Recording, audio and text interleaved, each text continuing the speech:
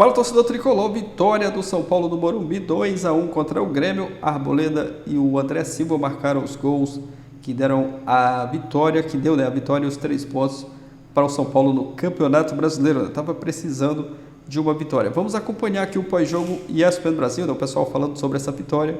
Deixa aquele like para estar fortalecendo. Se não é inscrito aqui no canal, se inscreva. Mas agora, bora pro vídeo. Eduardo Afonso acompanhou tudo por lá e já chega também com essa vitória do São Paulo para cima do Grêmio. Era um jogo importante para os dois, principalmente ali em tabela, né, Edu? E o São Paulo sai com uma vitória que dá um respiro legal nessa classificação de Campeonato Brasileiro. Seja muito bem-vindo, meu amigo. Um beijo para você.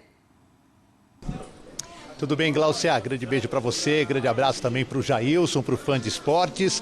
Nos chamados embalos de sábado à noite, vou dizer um negócio para você, Glaucia. O jogo se tornou, até pelos primeiros resultados da rodada, decisivo e definitivo para os dois. Quem perdesse entraria na zona de rebaixamento. O São Paulo até começou a partida na zona de rebaixamento no 17º lugar.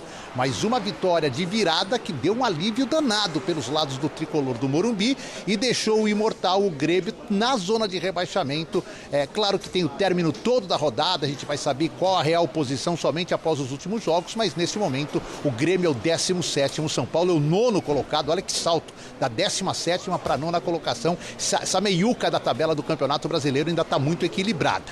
E assim, um jogo cheio de nuances, né? Começando primeiro pelo público, bom público, 34.579 pagantes aqui no Morumbi, depois de um empate ruim com o Libertad no meio de semana pela Libertadores. Segundo, São Paulo não teve o Lucas Moura, não teve o Ferreirinha, ex-atleta do Grêmio, não teve o Juan, não teve Caleri, não teve muita gente importante. E o Grêmio tinha a volta de muita gente importante. Vila Sante voltou, também no banco voltaram o Pabon e o Cristaldo, que só entraram no decorrer do segundo tempo. O Marlon voltou à lateral esquerda e logo de cara o São Paulo perde o Marcos Antônio, que tem sido o motorzinho da equipe. Saiu sentindo dores na coxa, foi substituído pelo Pablo Maia. E quis o destino que o Pablo Maia desse uma bobeada no meio de campo, numa saída de contra-ataque do Grêmio. Bola estava com ele tentou uma jogada, perdeu. E aí o Aravena recebeu um passe em profundidade, tocou na saída do goleiro Rafael, fez 1-0 o Grêmio. O time foi vaiado, o São Paulo foi vaiado por seu torcedor ao término do primeiro tempo. No segundo tempo, o Zubeldia veio com o Luca, aquele menino que empatou o jogo para o Libertad com pouco menos de 6 minutos em campo na terça-feira. Ele já fez logo de cara uma grande jogada, mas foi uma falta cobrada por Oscar. Aos 3 minutos, na cabeça de Arboleda, que determinou o empate da equipe São Paulina. E depois o jogo foi equilibrado, com chances dos dois lados, até que houve o grande lance, um lance de pênalti cometido pelo Gemerson em cima do Luciano. O árbitro marcou no campo, teve muita reclamação por parte dos membros da comissão técnica, jogadores do banco do Grêmio. O VAR chamou o árbitro para analisar não só o pênalti, como uma possível falta do Arboleda no campo do ataque, na jogada que originou o pênalti. Mesmo assim, o árbitro confirmou a sua marcação de campo. E aí o André Silva, que até me disse numa entrevista exclusiva recentemente lá em Lima, no Peru, que gostaria de ser o cobrador oficial do São Paulo, já que Lucas errou, Caleri errou, Luciano errou, ele bateu com precisão, fez o 2-1 e olha, conseguiu para o São Paulo a segunda vitória nesse Campeonato Brasileiro. Agora são 6 empates, 2 vitórias e uma única derrota para o Palmeiras. Que alívio para os torcedores, para o São Paulo, e muita revolta com a arbitragem por parte do Grêmio. É isso que a gente vai registrar aqui na Zona Mista e depois com os técnicos, a alegria, o sair do sufoco do São Paulo e do Grêmio, claro, a reclamação com a arbitragem. As duas equipes têm Copa do Brasil em situações completamente diferentes. O Grêmio vai jogar em casa, mas vem de uma derrota para o CSA por 3-2. Precisa reverter o resultado, com 2 gols de diferença se classifica direto. O São Paulo vai a Recife na terça-feira pegar o Náutico. São Paulo venceu em casa, Galça, então lá ele joga por um empate para avançar na Copa do Brasil. E no Campeonato Brasileiro as equipes voltam a jogar só no final de semana. O Grêmio com o Bahia em casa, num domingo às 11 da manhã, na Arena do Grêmio, sem o Gemerson suspenso pelo 3º amarelo. E o São Paulo pega no sábado à noite aqui no Morumbi, um pouco mais cedo, é verdade, às 19 horas, pega o Mirassol sem o Zubeldia, que tomou o 3º cartão amarelo, mais uma suspensão para o técnico do São Paulo. Tem um dado interessante para devolver para vocês, que mostra um pouquinho assim de como o Grêmio está pecando. A última vitória do Grêmio no Campeonato Brasileiro fora de casa foi no dia 25 de agosto do ano passado contra o Criciúma, que caiu no Heriberto Rios por 1-0. De lá para cá, no Brasileirão, o Grêmio tem tido muita dificuldade e não consegue vencer fora de casa. Para o tamanho do Grêmio, por aquilo que o Grêmio representa na história do Campeonato Brasileiro, é muito tempo, não é, Glaucia?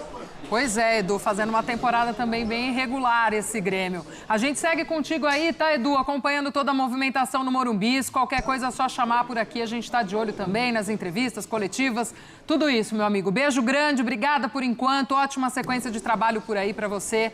Toda a nossa equipe, já a Renata Ruel chega também para analisar esse lance que deu a vitória ao São Paulo contra o Grêmio, esse lance do pênalti. Já a Renata fazendo análise da arbitragem por aqui. Jailson, o fato é, primeiro tempo em que o Grêmio aproveitou essa única oportunidade que teve, muito embora também o São Paulo tenha tido até volume de jogo, mas não foi tão perigoso, teve mais chances, mas nada muito assertiva também. Segundo tempo, é como o Edu falou, de mais equilíbrio, e aí foi o São Paulo que soube aproveitar as chances que surgiram. É só, primeiro, antes de falar do jogo, só mandar um abraço para a família do Mano Menezes, porque é uma situação muito pesada, muito triste, por isso que eles não esteve no Morumbi. E fica aqui, um abraço pelo menos para a família, os nossos sentimentos, porque situação muito pesada. Em relação ao jogo, voltando para o jogo, o São Paulo que no primeiro tempo dominou mesmo, como você disse, posse de bola, criou até algumas oportunidades ali, mas não conseguiu botar a bola para dentro do gol. E assim, numa bobeira mesmo, do Pablo Maia, porque logo no início perde o Marcos Antônio, que acaba se lesionando ali, e aí o Pablo Maia entra no jogo, só que, sério, muita bobeira, porque ele erra um domínio, é um gesto técnico, e foi a hora que teve uma inversão, ele ficou de último homem para fazer ali a proteção no contra-ataque. Ele acabou tentando dar uma cavadinha na bola para tentar ali enganar o seu adversário.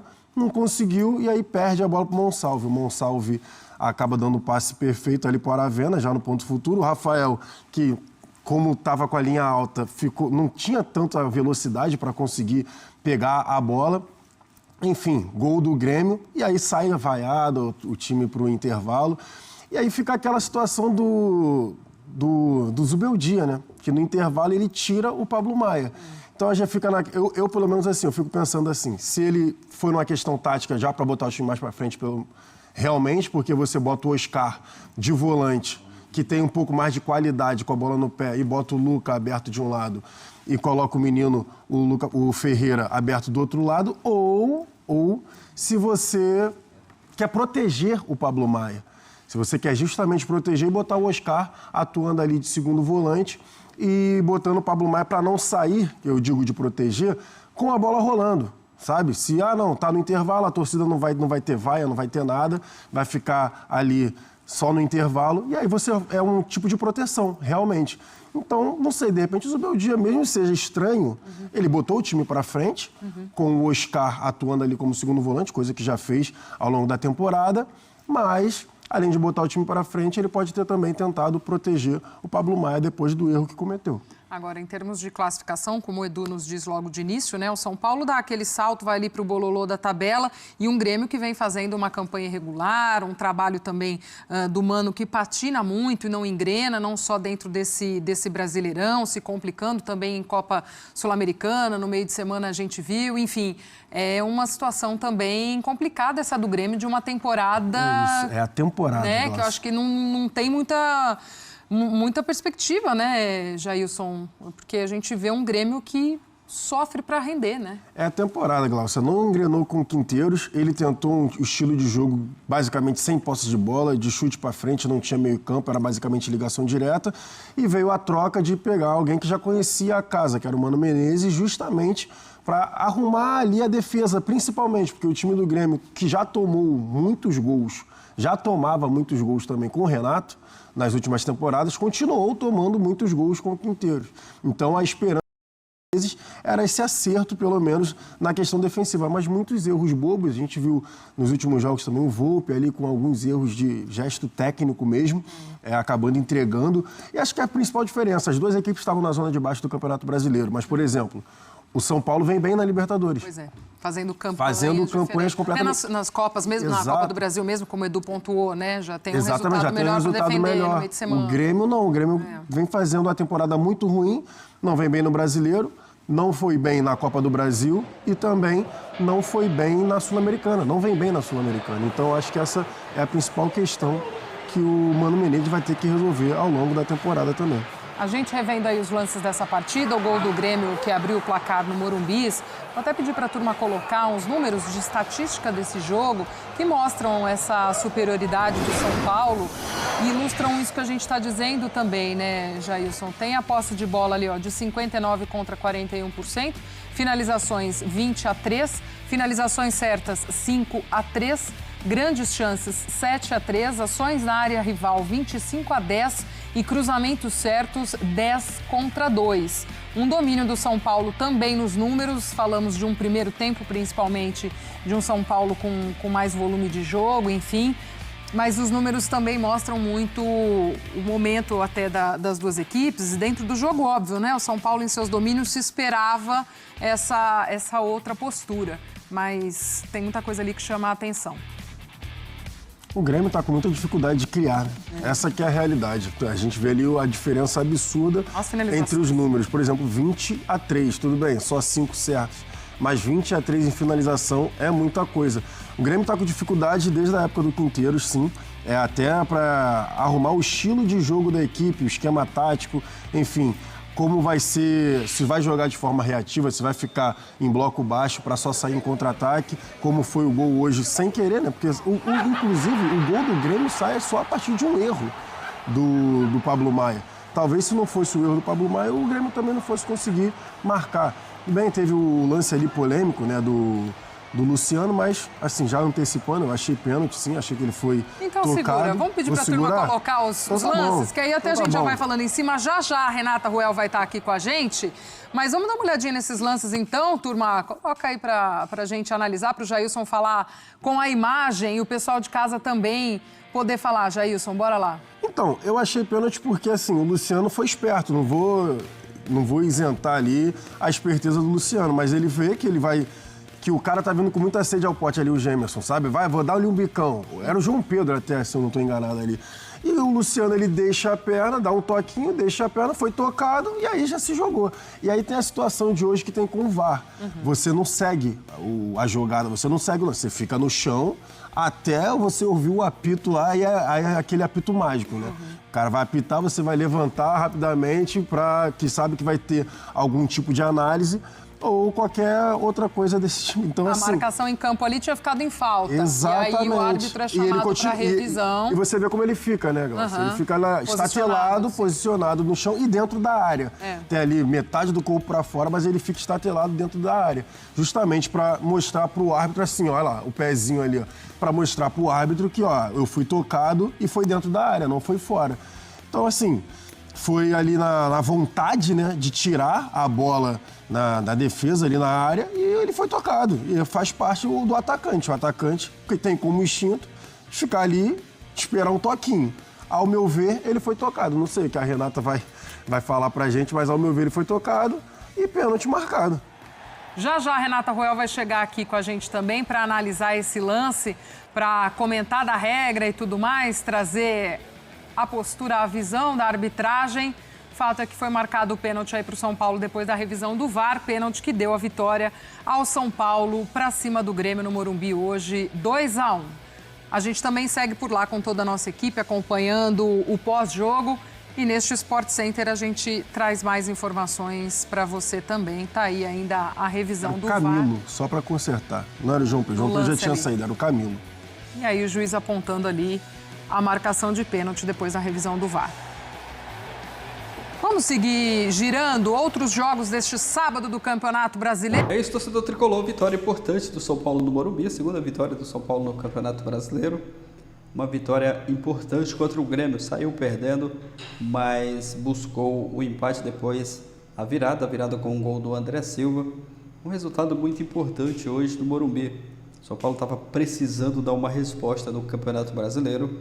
Até porque uma derrota hoje ia colocar o time numa situação aí bem complicada no Brasileirão, né? O São Paulo que tivesse tropeçado hoje, podia até entrar, né, na zona de rebaixamento. Com essa vitória de hoje, o São Paulo vai para a 9ª colocação com 12 pontos. Então foi uma vitória muito importante hoje. diante do seu torcedor no Morumbi. O primeiro gol do Arboleda e o segundo gol do André Silva. 2-1, virada do tricolor na raça, na vontade ali, e 3 pontos muito importantes no Campeonato Brasileiro, né? Um resultado muito importante do São Paulo. O calendário do São Paulo, próximo jogo, Copa do Brasil contra o Náutico. Primeiro partido do São Paulo venceu no Morumbi, e depois o São Paulo pega o Mirassol, e após essa partida do Mirassol tem a última partida da fase de grupos da Libertadores. O São Paulo joga contra o Talleres, essa partida que vai ser em casa no Morumbi. Mas foi um resultado muito importante, São Paulo conquistando esses 3 pontos aí diante do contra o Grêmio no Morumbi. Um resultado importante, confronto aí na parte de baixo da tabela, mas o São Paulo vence, se afasta ali do Z4, da zona de rebaixamento, joga o Grêmio ali para a parte mais de baixo da tabela. Então foi uma vitória muito importante hoje contra o Grêmio do Morumbi, né? O Grêmio, com esse resultado aí, essa derrota, entra no Z4, é o 17º com 9 pontos. Mas é isso, torcedor tricolor, deixa sua opinião aqui nos comentários, o que você achou do jogo, tá feliz, tá contente com essa vitória? Deixa sua opinião aqui abaixo, se inscreva também, ativa o sino, valeu e até a próxima, galera!